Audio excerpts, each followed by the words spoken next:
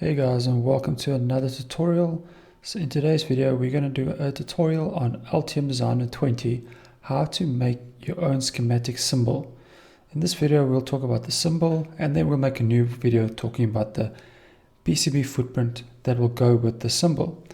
If you guys found these videos helpful, please give it a thumbs up.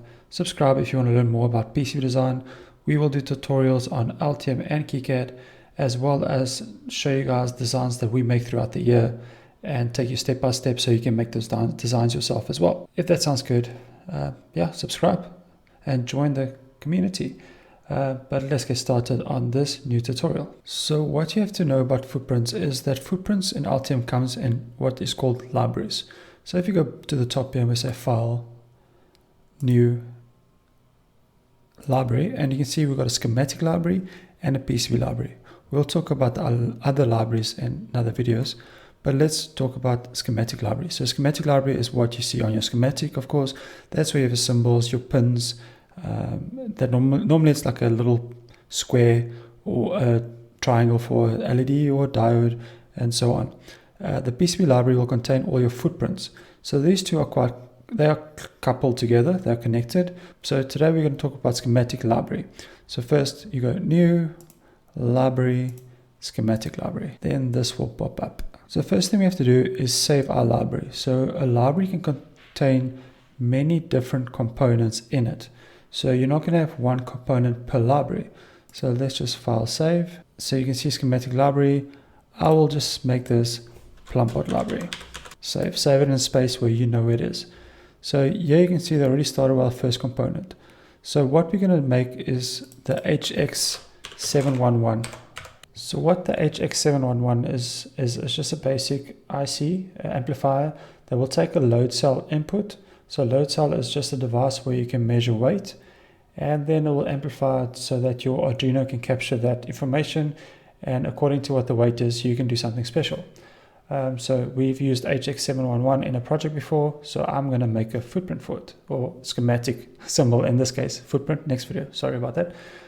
So let's get started. First thing you have to do is have a look at the data sheet. As you can see, here's the data sheet for the HX711, and what we want to do now is create the schematic. So let's look if there's anything important. So there you can see there's a nice schematic for us already, and then they tell you how you're supposed to do the PCB routing. But let's just have a look throughout the data sheet. So here it is. So this is kind of what we normally look for.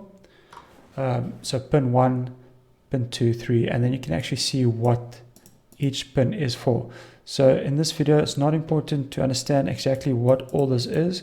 I will make another video about Let's Explain Circuit series that we have, where I go in more detailed circuits. This video is just about creating this part so you can use it in your PCB design. Let's get started. So I'm going to take this and I'm going to draw it in the Altium.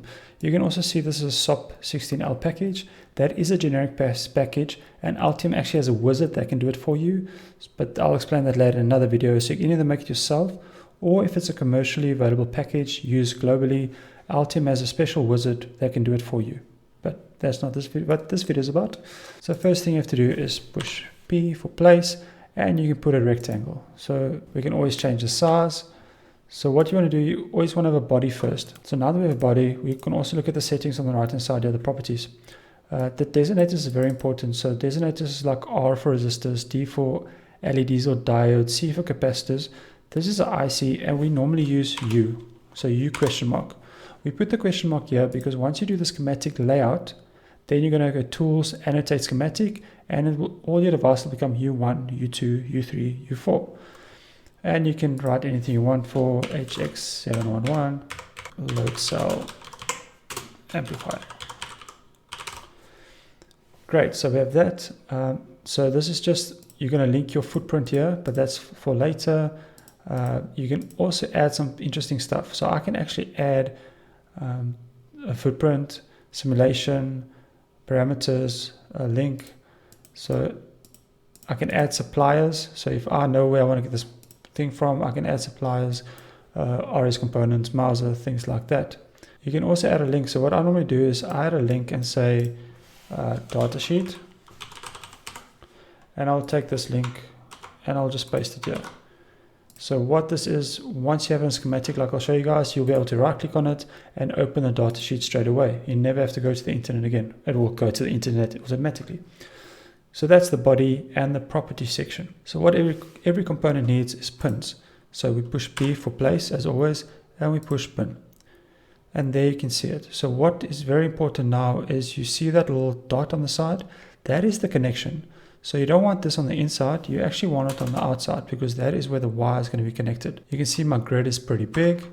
I can push G for grid and the grid will change. At the bottom left you'll see 2.5 and so on. So let's just make it 1. We'll make this a bit bigger. So we rotate this.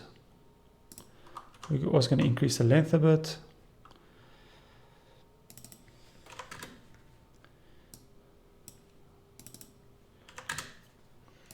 So now you can see, so that connection is where the wire will be connected. So always make sure it's on the outside because your wire is going to go there. So this is where the important part is as well. You want this 0, 0 is very important. So you got the designator and the name. So the designator is the pin number. This has to match your PCB footprint as well. So if I got pin 1 here, and in the next video when we do the PCB footprint, and we got pin 1 there, those two pin 1s are matched. So be very careful with the designated numbers. This has to be the same as your footprint. So we use the datasheet as reference. So you'll see this pin 1, pin 2, pin 3. We'll use this and I will keep going according to this. So pin 1's name is vSup. So vSupply, and you see it will pop up there. You can see I'm going to run out of space, but so let's make this even bigger. And now we can just copy paste. I'm going to have 8 on one side and 8 on the other side. And now we've got a lot of pin 1s. So in real life, this is actually all connected if we leave it like this, but that's not the case.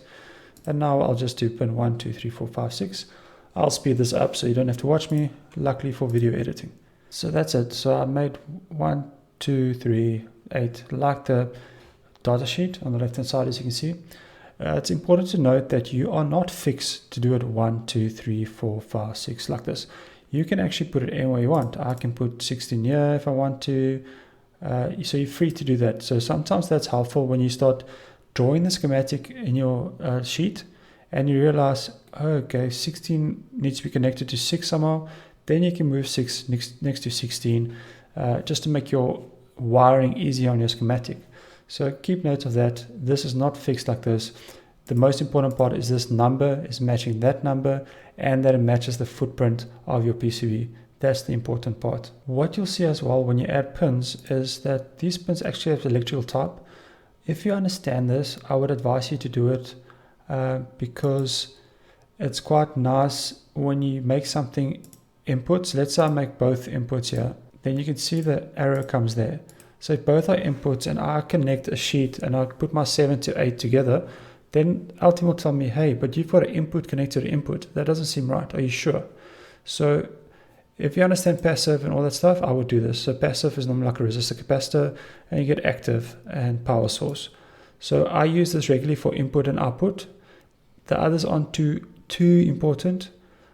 It's nice to do, of course, like this is a power one. But input output is very nice to use to make sure your inputs are going to outputs and your outputs are going to, or your outputs going to inputs and so on. Or input outputs. It's just another double check that Altium can do for you. You can also add some text and stuff as you please. So you can go place and then you put text, you put HX711. So there's many different stuff you can do. It's all preference, how you feel like doing it, what helps you in your designing phase. So play around with place and you can see it's all different things. You can draw pictures if you really want to. There's some symbols, i.e. triple symbols, depending what the circuit is, and then you can have fun. Just another tip is you can see on the right hand side here, you can also go pins and change the pins here. So if I double click on it or open up, and it's just much quicker to change here than it is to do every single one by itself. So now we saved it. So we finished our schematic. You can see if I save it as, you can see it's plumpot schematic library. But now we actually have to use it in a real project. So file new, let's choose a new project. Yeah, I'm just going to say example. And then you can see, let's add a new sheet, add new product schematic. And you can see it. So now what I want to do is I want to put the schematic symbol that we just created in our project. So what you can do actually is you can just take your library and pull it to your project. So your library will be part of this project now. So if I go, let's just save the sheet as a name, always just save it so everything makes sense. Okay, so now we can go place component, place part, and you can see on top here, I can choose plum part library. And there it is, there's my HX711. There's the U that I spoke about, the U question mark. That is when we go tools, annotate, schematic. I normally do a quiet annotation. That becomes 1. So the more U's you have, the more ICs you have, the more numbers there will be. And that's it. So we just made a schematic symbol that we can use on a sheet. And like I said, now you still have the proper sheet, the data sheet. I just click on it, or you can copy it, doesn't matter. Hold control, and then it pops up. How cool is that? And now you can see if I place a wire PW, it connects to the outside and not the inside. That was the importance of not having on the outside. So it shows the error that's not connected to anything. But now you can see there is no footprint linked to this. So when we take it to a schematic, it won't be there. There will be no footprint. There's nothing linked to this. So in the next video, we will show you guys how to make the PCB footprint for this. I'm just doing this because I'm trying to keep the video short, not too long, and they will all link to another. So if you want to find out how to do the PCB schematic footprint for this, subscribe. The video will be released in a day or two, and then you can do the PCB footprint as well. Guys, thanks for watching. Really appreciate it. If you found this helpful, like always, the likes and thumbs up and the comments really help, and it's always nice engaging with you guys. If you have any questions, please comment below. I try to answer every single person's comments. If I don't, message me again telling me I'm not replying. Guys, have a fantastic day. Stay safe out there. Stay healthy. Until next time, guys. Bye.